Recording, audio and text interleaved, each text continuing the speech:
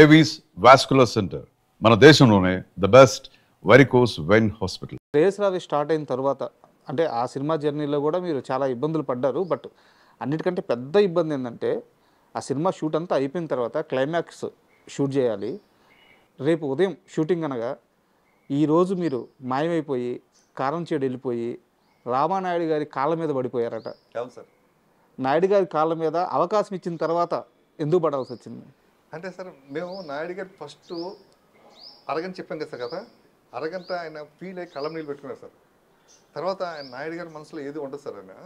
ఆయన వచ్చిన వాళ్ళందరికీ భలే కట్ చెప్పారయ్యా, అసలు లాస్ట్ క్లైమాక్స్ ఎలా ఉంటుందంటే ఆయన చెప్తుండేవారు అంటున్నారు. అలాగా డాక్టర్ ఒక డాక్టర్ గారు మన కేర్ హాస్పిటల్ డాక్టర్ గారు నా పేరు పెద్ద డాక్టర్ అంటేనా ఓకే రాజుగారు డాక్టర్ రాజుగారు అంటున్నా. ఆయన నాయుడు గారికి దగ్గరికి వస్తుంటారు ఆయన. వస్తుంటే హార్ట్ స్పెషలిస్ట్ నేను. ఓకే ఆయనకి ఈ కథ చెప్పారు.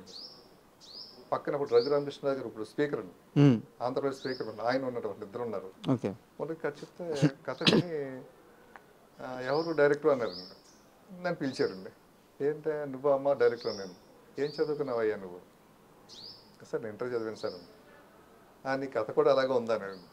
ఏం సార్ అని, ఎవడో ట్రైన్ కింద చచ్చిపోతే వాడు హార్ట్ ఆపరేషన్ ఎలా చేస్తారయ్యా? హార్ట్ ఆపరేషన్ ఏంటో తెలుసు, దానికి ఫండమెంటల్స్ ఉంటాయి, దానికి ఇది ఉంటుంది, ఒక గ్రూప్ బ్లడ్ గ్రూప్ ఉంటుంది, దానికి ఇది ఉంటుంది, మొత్తం ఏం చెప్పుకుంటూ వస్తే నేను బ్లాంక్ అయిపోయాను. మా రామానాయుడు గారు కూడా ఇద్దరం బ్లాంక్ అయ్యండి. బ్లాంక్ అయ్యి సరే ఇది పొల్యూషనెస్ ఉంటుంది, నవ్వుతారే ఇది అన్నాడు. నేను అలాగా అనుకుని నేను సరే అలా ఆలోచనలో ఉన్నాను. ఈ లోపల ఒక 2 రోజుల తర్వాత ఆర్బి చౌదరి గారు వస్తే రామానాయుడు గారి దగ్గరికి, రామానాయుడు గారు మళ్ళీ కథ చెప్పారండి. కథ అంతా బాగుంది, రామానాయుడు గారు క్లైమాక్స్ మార్చండి అన్నాడు. శ్రీకాంత్ని కంటిన్యూగా ఫ్లాపులు కదా శ్రీకాంత్కి, శ్రీకాంత్ చచ్చిపోతే ఎవడో చూస్తాడు, అదే కాదు శ్రీకాంత్ గుండె ఇవ్వడం ఏంటి, వెంకటేష్ 4 కోసుకుంటేనే జనం పట్టించుకోలేదు, శ్రీకాంత్ గుండె ఏంటి అనేసి కొంచెం ఇదిగా మాట్లాడి అక్కడికి కథ బాగుంది, ఆ క్లైమాక్స్ మాత్రం మార్చండి అంటే నాయుడు గారికి ఇంకా ఆర్బి చౌదరి గారు మాట అంటే బాగా గట్టిగా అంటే ఆయన మంచి రైటర్గా ఎన్నుకుంటాడు, కథలు బాగా చూస్తుంటాడు కదా. ఆయన నాయుడు గారికి స్ట్రాంగ్ పడిపోయింది. పిలిచినాక మహేష్ మనం అనుకున్నది కరెక్ట్ కాదనిపిస్తుంది, అది ఎవరు చెప్తే వాళ్ళందరూ నెగిటివ్గా చెప్తున్నారు, క్లైమాక్స్ మార్చండి అని. మాకు శివ ఈ సినిమాకి కూడా ఏంటంటే ఫస్ట్ క్లైమాక్స్ వేరేది. షూటింగ్ వెళ్ళే టైంకి షూటింగ్ ఒక 1 వీక్లో ఉంటుంది, క్లైమాక్స్ మార్చేసామండి. ఆ క్లైమాక్స్ సినిమా ప్రాణం అయిందండి. అలా ఇప్పుడు నాయుడు గారు క్లైమాక్స్ మార్చుకుంటాం. సరే అయితే సార్ ఒక పని చేద్దాం సార్, క్లైమాక్స్ లాస్ట్లో పెట్టుకుంటాం సార్. ముందు ఇప్పుడు క్లైమాక్స్ గురించి ఆలోచిస్తుంటే మనం ఇంకొక 1 వీక్లో షూటింగ్ వెళ్తున్నాం, డేట్స్ అన్ని పోతాయి కదా సార్. యాసి కథ అంతే అదే కథ ఉంటుంది, క్లైమాక్స్ కూడా మార్చాలి కదా. శ్రీకాంత్ చచ్చిపోకూడదు, బతకాలి, ఆ సంఘాన్ని కల్పించేయాలి, అంతే కదా సార్. దాన్ని ఆలోచిస్తాం సార్, కొత్తగా ఆలోచిస్తాం సార్. సరే అలాగని మేము షూటింగ్కి వెళ్ళిపోయాం సార్. ఆ ఎపిసోడ్ మాత్రం ఆ లాస్ట్ 2 డేస్ వరకు మాత్రం అలా పెండింగ్ పెట్టేసాం సార్. ఈ లోపల ఏంటంటే నా షూటింగ్ స్టార్ట్ అయిన ఒక 10 రోజులకి మా రామానాయుడు గారికి తెలుగుదేశం పార్టీ ఎంపీ సీట్ ఇచ్చారు. ఇంక ఎంపీ సీట్ రాగానే ఇంకా ఆయన వాళ్ళ కాన్స్టిట్యున్సీకి వెళ్ళడం, ఇంకా తిరగడం, ఇంకా హడావుళ్ళు ఉండేవారండి. ఇంకా మా షూటింగ్ అయిపోతుంటుంది. ఇంకా క్లైమాక్స్ ఒకటే తీయాలండి. ఆ క్లైమాక్స్ తీయడానికి రైల్వే స్టేషన్ పర్మిషన్ ఇవన్నీ కావాలి అంటే నేను అనుకున్న క్లైమాక్స్ కానీ. అవును, ఫస్ట్ మేము రామానాయుడు గారు అంతా ఓకే ఇస్తాం క్లైమాక్స్ కానీ. బట్ ఇక్కడ ఏంటంటే క్లైమాక్స్ వేరే క్లైమాక్స్ కావాలండి. ఇంకా నాకు ఎవరు పడతారు క్లైమాక్స్ రెడీ అయిందా నాయుడు గారు అడుగుతున్నారు, ఆ క్లైమాక్స్ లేదు కదా అది ఇది అని. సరే నేను నాయుడు గారితో మాట్లాడతానులే అని రేపు షూటింగ్ అండి. పాసన్ మురళి 2-3 రకాలు చెప్పాడు, ఏది నాకు నచ్చలేదండి. నేనుగానే మౌలలి స్టేషన్కి వెళ్ళండి. ఆ స్టేషన్లో అప్పుడు నాగేశ్వరరావు గారు ఉండేవాడు స్టేషన్ మాస్టర్. ఓకే, ఆయన నేను పరిచయం చేసుకుని సార్ ఇలాగే సార్ ఇది విధంగా సినిమా సార్, ఒక హాఫ్ డే షూటింగ్ ట్రాక్ పక్కన చేసుకుంటారు సార్, మీకు ఎవరికి డిస్టర్బెన్స్ ఉంటుంది సార్. మా రామానాయుడు గారు లొకేషన్ అక్కడికి వెళ్ళారు సార్, క్యాన్వర్సింగ్కి వెళ్ళారు సార్. ఆయన ఇప్పుడు పర్మిషన్ నాకు కష్టమైపోతుంది కదా సార్. అంటే మీకు ఏ ఇబ్బంది లేకపోతే ఎవరికి ఇదవ్వదు కదా, ఎవరు సార్ మేము మీకు నాది భరోసా సార్. కానీ ఏదో పాపం ఆయన బతిమాలితే సార్ చేసుకుని నేను చెప్తాను అన్నాడు. నేను చూసుకుంటాను, నేనే ఉంటాను రేపు ఇక్కడ అని వెళ్ళి అదే కారులో రామానాయుడు దగ్గరికి వెళ్ళండి. ఆయన ఇంటి దగ్గర కూర్చున్నాను. ఆయన క్యాన్వర్సింగ్కి వెళ్ళారు మాట. క్యాన్వర్సింగ్కి వెళ్ళి వచ్చేసరికి నైట్ 9:30 అలాగే అయిపోయింది. నన్ను చూసి షాకు, ఏమై ఇక్కడ ఉన్నాయంటే మార్నింగ్ షూటింగ్ ఉంది కదా అన్నారు. అంటే ఆయన ఎక్కడ ఉన్నా కూడా ఇక్కడ ఏం జరుగుతుందో ఎప్పటికప్పుడు అప్డేట్స్ ఉండేది. అవును. ఉంది సార్, నేను ఒక నిమిషం మీతో మాట్లాడి వెళ్ళిపోతాను వచ్చాను సార్. నేను లాస్ట్ కార్యకర్తలు అంతా అందరికీ లోపలికి వెళ్ళి ఏంటి అంటే లోపలికి వెళ్తాను సార్. రూమ్లోకి వెళ్ళి డోర్ వేసేసి కాల్ మీద పడతాను. పడిపోయి ఏంటి అని సార్ నేను ఎవరో మీకు తెలియదు సార్, నన్ను మీ సంస్థలో అసిస్టెంట్గా పెట్టుకున్నారు, నాకు ప్రోత్సాహం ఇచ్చారు, నన్ను డైరెక్టర్ కూడా చేశారు, మీకు ఫస్ట్ ఏం చెప్పామో అది మీరు ఫస్ట్ ఇంప్రెస్ చాలా ఫీల్ అయ్యారు, మధ్యలో ఎవరెవరో ఏదో అన్నారని చెప్పేసి మీరు అది మార్చమన్నారు, దాన్ని మించి క్లైమాక్స్ నాకు రావట్లేదు సార్. పోసన్ మురళి గారు ఇదో చెప్పాడు, పోసన్ మురళి గారు ఎన్ని చెప్పినా నాకు ఎక్కట్లేదు సార్. ఈ ఒక్క అవకాశం సార్, నేను మీరు అనుకున్న దానికన్నా 4-5 రోజులు ముందే తీసిన సినిమాని, షెడ్యూల్గా మనం వేసుకున్న డేట్స్ కన్నా ఎక్కువ అయింది.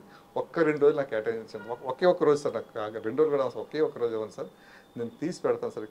ఈ క్లైమాక్స్ నచ్చలేదు అనుకోండి సార్, మీరు చెప్పిన వేరే క్లైమాక్స్ చేద్దాం సార్. ఒక్క అవకాశం సార్ ఇది. వన్ డే మనం రోడ్ బ్యాగ్ వస్తే షూటింగ్ చేస్తుండగా ఏదో వర్షం వచ్చి అప్సెట్ అయింది అనుకోండి సార్, అంటే ఇంకా నాయన గారు ఇదంతా కాళ్ళ మీద పడి అడుగుతున్నారు. కింద కాలు మీద పడిపోయి లేచి ఇంకా దండ ఇట్లా పెట్టేసండి, ఇలాగే ఉన్నాండి. అంటే ఇంకా ఆయన ఆలోచించి అదే టైంకి ప్రవీణ్ అని మేనేజర్ ఫోన్ చేసాడు మన నాయుడు గారికి. సార్ డైరెక్టర్ ఏమైపోయాడో తెలియదు సార్, అప్పుడు నాకు మొబైల్ లేదండి. లేదు ఇంట్లో లేడు, ఎక్కడికి లేడు, రేపు మార్నింగ్ షూటింగ్, ఏం చెప్పాలో తెలియట్లేదు, టైం చూస్తే 9:30 అయ్యింది, మరి ఏం చెప్పమంటారు సార్, క్యాన్సిల్ చేయమంటారు సార్, ఏంటి సార్. ఎక్కడ ఉన్నాడు మహేష్, నా దగ్గర ఉన్నాడు, ఇక ఇతను ఏదో చెప్తున్నాడు, ఇంకా పెట్టేసండి షూటింగ్ రేపు పెట్టుకుని, మహేష్ చెప్తున్నాడు కదా, అది ఫాలో అయిపోయినాను.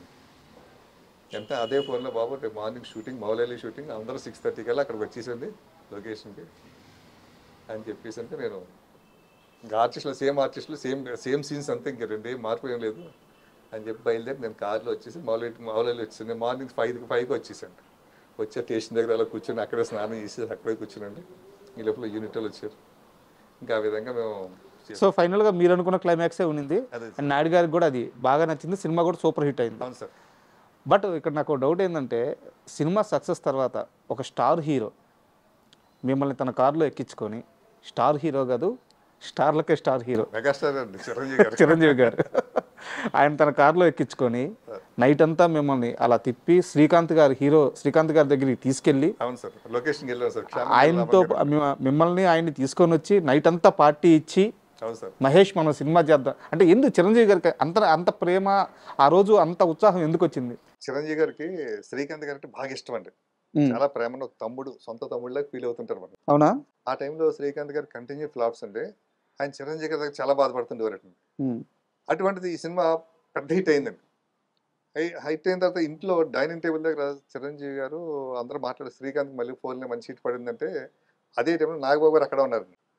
అన్నయ్య ఆ సినిమాలో నేను యాక్ట్ చేశాను, భలే ఉంది సినిమా, కొత్త కూర డైరెక్టర్ బాగా తీసాడు సినిమాని, చాలా మంచి సినిమా, అది చూస్తుంటే ఒక రకం ఫీల్లో ఉంటాం సినిమాని అని నాగబాబు గారు చెప్పారు. చెప్పగానే చిరంజీవి గారు అంటే శ్రీకాంత్ గారు ఫోన్ చేశారు, శ్రీకాంత్ కంగ్రాచులేషన్స్, నేను సినిమా చూడాలనుకుంటున్నాను, నైట్ ఏమైనా ప్రివ్యూ ఏర్పాటు చేయన్నారు. అప్పుడు ప్రసాద్ ల్యాబ్ లేదు సార్, ప్రసాద్ ప్రివ్యూ లేదండి, ఫిల్మ్ ఛాంబర్ అండి. అంటే శ్రీకాంత్ అంటే నాకు ఫోన్ చేశాడు, ఫోన్ చేసి మహేష్ అన్నయ్య సినిమా చూస్తా అంటున్నారు, మరి కొంచెం ఏర్పాటు చేసి పెట్టు. నేను అదే రోజు నేను తిరుపతి వెళ్ళి గుండు కొట్టించుకుని వచ్చానమాట అండి. వచ్చి స్టూడియోకి వెళ్ళి డిస్ట్రిబ్యూషన్ భాస్కర్ గారు ఉంటారండి, ఆయనతో మాట్లాడి, మేనేజర్ ప్రొడక్షన్ మేనేజర్తో మాట్లాడి, మా రామనాయుడు గారు ఏమో ఢిల్లీలో ఉన్నారండి. ఓకే. అప్పుడు పార్లమెంట్ ఏదో జరుగుతుందండి, ఆయన మాకు అందుబాటులో లేరు అనమాట, మాట్లాడడానికి కూడా అందుబాటులో లేదు. వెళ్ళి ఇక సినిమా చిరంజీవి గారికి నైట్ ప్రివ్యూ చేసామంట. ఆ ప్రివ్యూకి అదే అప్పుడు ఏంటంటే కల్సుందర సినిమా కూడా షూటింగ్ జరుగుతుందండి. కల్సుందర ఈయన విశ్వనాథ్ గారు కూడా ఉన్నారు అనమాట. ఓకే. చిరంజీవి గారు ఫ్యామిలీతో వచ్చారండి, విశ్వనాథ్ గారు కూడా ఫ్యామిలీతో వచ్చారు, సినిమా చూసారు అనమాట. శివాజీ రాజు గారు అందరూ, శ్రీకాంత్ గారు షూటింగ్లో ఉన్నారు. సినిమా అయిపోయిన తర్వాత చిరంజీవి గారు అలా సీట్లోనే కూర్చున్నారు 2-3 నిమిషాలు. కూర్చొని లేచి, శివాజీ భలే చేసేవారా నువ్వు, అసలు ఏం చేసేవారా లాస్ట్లోను, ఆ శ్రీకాంత్ ఏంటి అలా చేసేసాడు, ఎవరు డైరెక్టర్ తమిళోడా ఏంటి అని. పక్కన ఇతను మహేష్ అని, ఇక్కడ కుర్రాడే, హైదరాబాద్ రామారెడ్డి గారు కాంపౌండ్ కుర్రాడు. ఎవరు మహేషా అంటే, ఎవరు అబ్బాయి నేను అసలు నేను ఎవరు అంటే తెలియదండి.